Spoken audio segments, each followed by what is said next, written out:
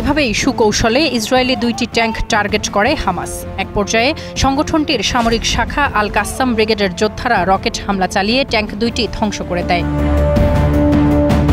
অপারেশনের এই ভিডিও বুধবার প্রকাশ করেছে কাসাম ব্রিগেড। এতে দাবি করা হয়েছে ইসরায়েলি সেনাদের বিরুদ্ধে তাদের এই অপারেশন দক্ষিণ গাজার তেল আল হাওয়া এলাকায়।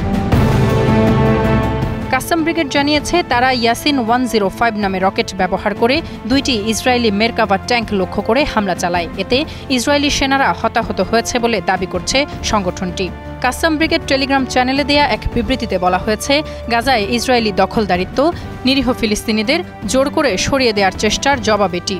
অন্যদিকে গাজায় গণহত্যার প্রতিবাদে ফের ইসরায়েলে হামলা চালিয়েছে ইয়েমেনের হুতি বিদ্রোহীরা। তাদের দাবি, ইসরায়েলি প্রতিরক্ষা ব্যবস্থা ভেদ করে তাদের দক্ষিণের শহর ইলাতে হামলা করেছে তাদের ড্রোন, যাতে অন্তত 22 জন আহত হয়েছে।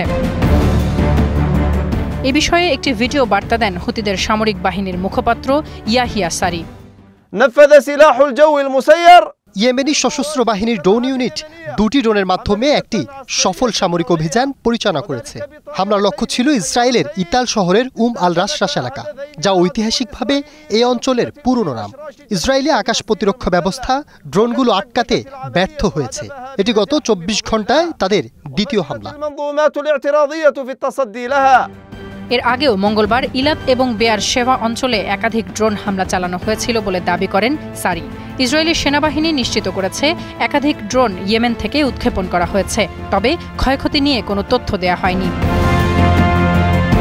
2023 সালের 7 অক্টোবর থেকে গাজায় 65,000-এর বেশি ফিলিস্তিনিকে হত্যা করেছে ইসরায়েল। সবশেষ বৃহস্পতিবার সকাল থেকে বিকেল পর্যন্ত অন্তত 30 জনকে হত্যা করেছে দখলদাররা।